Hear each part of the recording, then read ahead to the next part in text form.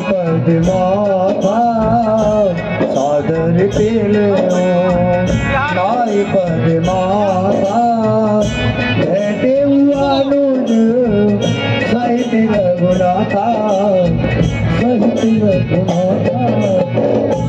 हाँ हे महाराजा सुग्रीव, ये महाराजा दशरथ के ज्येष्ठ पुत्र प्रभु श्री राम हैं और वो उनके छोटे भाई लक्ष्मण जी हैं। ये अपने पिता की आज्ञा से 14 वर्षों के वनवास के लिए आए हैं और इनके साथ में इनकी स्त्री माता सीता भी थी। कई निशाचरों ने इनकी स्त्री का हरण कर लिया है, तो ये उनको खोजते हुए यहाँ तक आए हैं। और हे प्रभु, ये महाराजा सुग्रीव हैं और देखिए प्रभु, ये अपने भाई के सताए हुए हैं। इनके भाई ने इनका राज्य छीन लिया और इनको धक्के मार करके राज्य से बाहर कर दिया। अब आप दोनों आपस में मित्रता कीजिए और एक दूसरे का दुख बांटने में सहायता कीजिए। ठीक है हनुमान जी।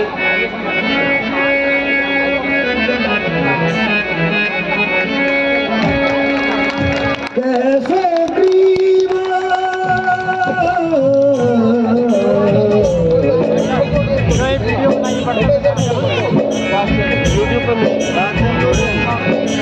तब हनुमंत उभय दिशु सब कथा सुनाए पावक सखी देकर जोरी प्रीत जड़ाए जोरी प्रीत जड़ाए।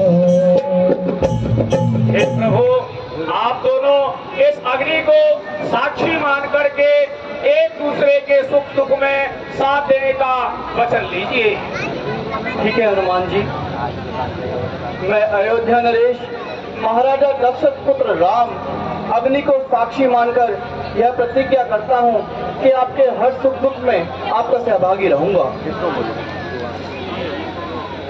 मैं वानर राज सुग्रीव अग्नि को साक्षी मानकर यह प्रतिज्ञा करता हूँ कि आपके सभी सुख दुख का सहभागी रहूंगा और माता सीता की खोज अवश्य करवाऊंगा।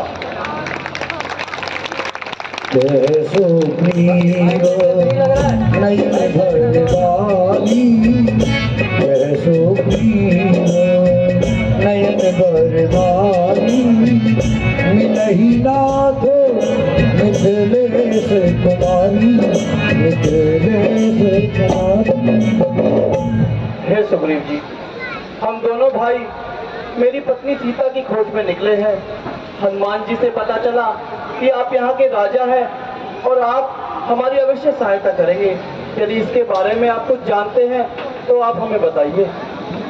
हे प्रभु, मुझे कुछ याद आता है। कुछ दिन पहले आकाश मार्ग से एक विमान में किसी स्त्री की करुण पुकार सुनी थी। शायद वो सीता जी की तो नहीं थी। कुछ दिन पहले मंत्रियों सहित मैं इसी जगह पर बैठा था।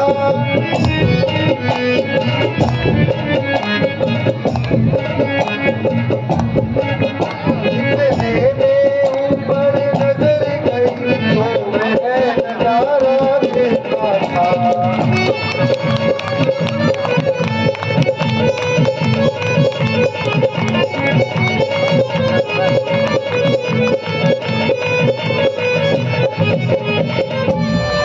भारत की तरह विमान एक आवाज़े उछलोने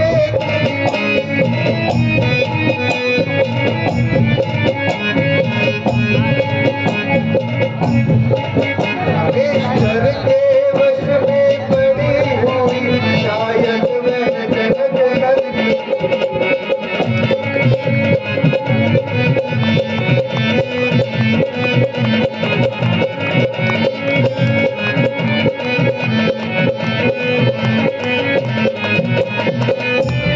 मिस्टर के लोचन लाल लाल ज्वाला बरसाते जाते थे। उस और मेघ की भांति नयन जलधार बहाते जाते थे।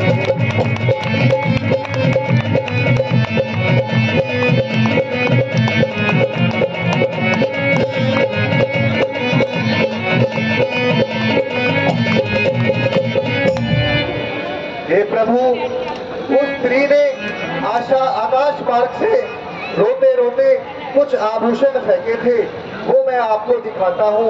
शीघ्र ही दिखाइए। मांगा राम तुरंत ते ही दीना, मांगा राम तुरंत ते ही दीना, पटे उर लाए सोच के कीना रामा, सोच के कीना। ऐसा प्रतीत होता है कि यह सीता का ही आभूषण है। कुंडल क्या तू वही कुंडल है जो कभी कान में रहता था, मैं तेरे दर्शन को आता मोट कलक की कहता था।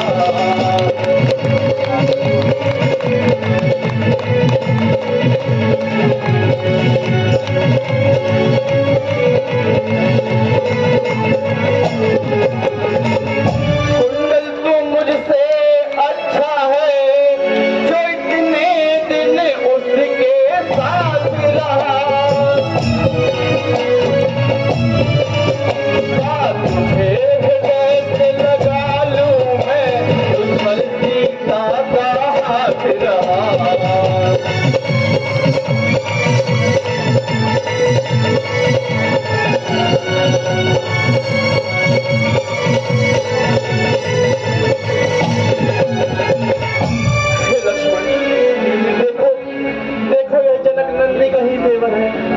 आभूषण लगते हैं भाई। हे भैया, मैंने तो चरण निहारे हैं, देखे माता के दान नहीं, मैं तो सेवक हूँ चरणों का, कुंडल की कुछ पहचान नहीं।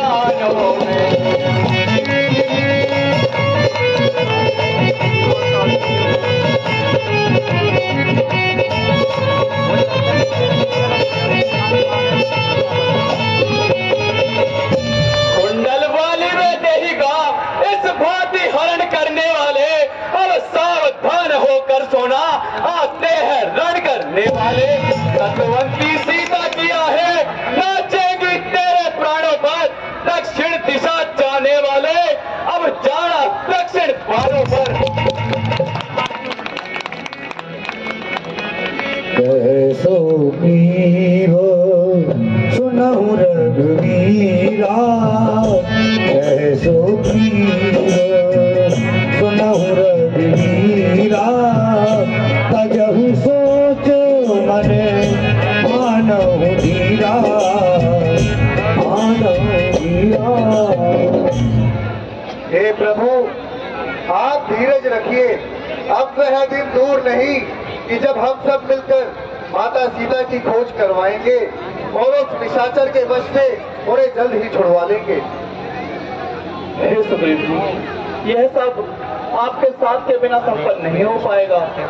परंतु सुग्रीव जी, आप यह बताइए कि आप ऋषिमुख पर्वत पर छिपकर क्यों रहते हैं?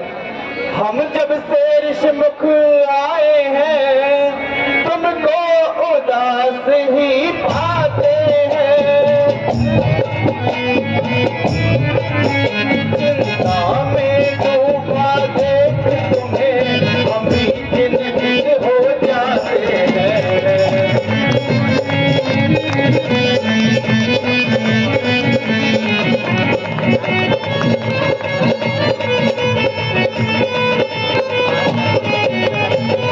छिपकर पहाड़ पर रहने का या गुप्त से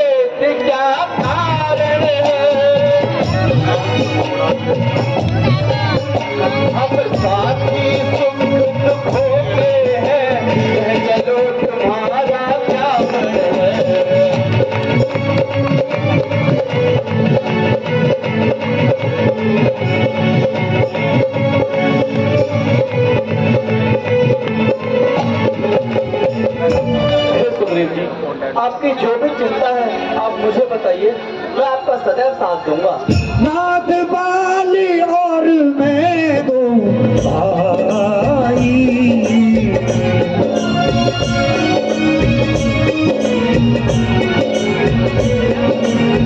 प्रीत रही गजो भर में न जाई, प्रीत रही गजो भर में न जाई। मैं जिसके भय से गाय बना वह नाहर सा दुखदाई है, यद्यपि है तो मेरा भाई पर भाई नहीं कसाई है। छोटी छोटी बातों पर रहता सर्वदा तना है वह, राज्य छीना पत्नी छीनी अब मेरा काल बना है वह।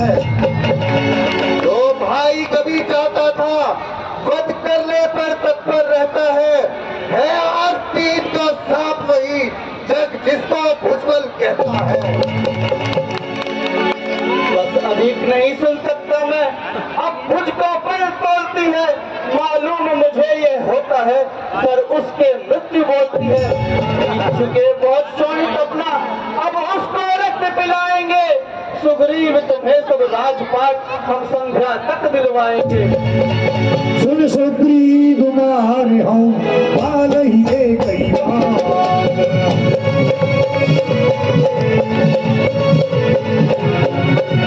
ब्रह्म रुद्र लागत गए नव रही काल, गए नव रही काल। हे सुग्रीव जी, आप चिंता ना कीजिए, मैं आपके सदैव साथ हूँ और आपकी पत्नी को मैं आपको अवश्य दिलाऊंगा। जे न मित्र दुख हो ही दुखारी, नहीं मिलोगा तो बातक भारी, नहीं मिलोगा तो बातक भारी। कह सुग्रीव सुनो रघुवीरा, कह सुग्रीव सुनो रघुवीरा, पाली महाबल अतिरन धीरा, अतिरन धीरा।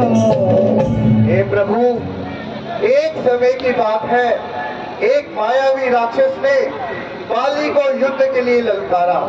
बाली उससे युद्ध करने लगा और बाली के गदा प्रहार से वह मायावी राक्षस जंगल की ओर भागने लगा। उसके पीछे पीछे मैं और बाली भी भागे और वह राक्षस एक गुफा में प्रवेश कर गया। बाली भी उस गुफा के भीतर प्रवेश कर गया और मुझे ये कह गया कि यदि मैं 1 माह तक वापस न आऊं तो मुझे मरा समझ तुम वापस चले जाना। प्रभु, 1 महीने बाद मैंने गुफा के मुख्य द्वार से एक रक्त की धारा बहती देखी तो मैं समझ गया कि उस मायावी राक्षस ने बाली का वध कर दिया और एक बड़ी सी चट्टान को मैं उस गुफा के मुख्य द्वार पर रखकर वापिस पंपापुर लौट गया। राज्यसभा ने बाली को मरा समझ मुझे राजा घोषित कर दिया। प्रभु, कुछ समय बाद बाली वापस वहां लौटा और मुझे राज सिंहासन पर बैठ उसके क्रोध का कोई ठिकाना न रहा। उसने मुझसे मेरा राज्य छीना और मेरी पत्नी भी मुझसे छीन ली और मार मार कर मुझे वहां से भगा दिया। तब से प्रभु मैं इसी ऋषिमुख पर्वत पर रहता हूँ क्योंकि बाली को मातंग ऋषि का श्राप है, वह इस पर्वत पर नहीं आ सकता। हे सुग्रीव जी, मैं आपके दुख को भली भांति जान गया हूँ, आप चिंता न करें, आपका राजपाट, आपकी पत्नी मैं आपको शीघ्र ही दिलवाऊंगा। हे प्रभु, बाली को मारना इतना आसान नहीं। बाली को वरदान है, जो भी उसके साथ युद्ध करेगा उसका आधा बल बाली में समा जाएगा। और इधर आइए प्रभु। काल दिख रहा काल दिख रहा बिन प्रयास रघुनाथ डहाए, रघुनाथ डहाए। राक्षस की हड्डियों को जो पैर की एक ठोकर से दूर फेंकेगा और उन 7 ताड़ के वृक्षों को एक ही बाण से भेज देगा, वही बाली का वध कर सकता है। ठीक है सुग्रीव जी, मैं आपका ये संशय अभी दूर किए देता हूँ। ले सुग्रीव संग रघुनाथा, चले जाको सायक नहीं आता।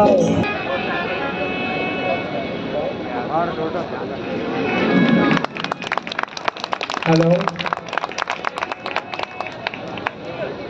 ठीक है सुग्रीव जी, अब आपका संशय दूर हो गया होगा। इसी प्रकार से भगवान ने जो 7 ताल वृक्ष थे, एक ही बाण से सभी 7 ताल वृक्षों को काट दिया, तो सुग्रीव जी का जो संदेह था वो दूर हो गया। आज जाके देखो ये कौन सी मक्खी भिनभिना रही है। देखता हूँ महाराज। अरे आप घर के भीतर बैठकर। महाराज, आपका भाई सुग्रीव है। क्या कहा सुग्रीव? हाँ महाराज, और बड़े जोश में लग रहा है, कह रहा है आज तो बाली को मार के रहूंगा। उसमें इतना दुस्साहस? जी महाराज। मेरे को ललकारता है, आज उसको जाके उसका घमंड दूर कर देता हूँ। जाओ महाराज, जल्दी जाओ।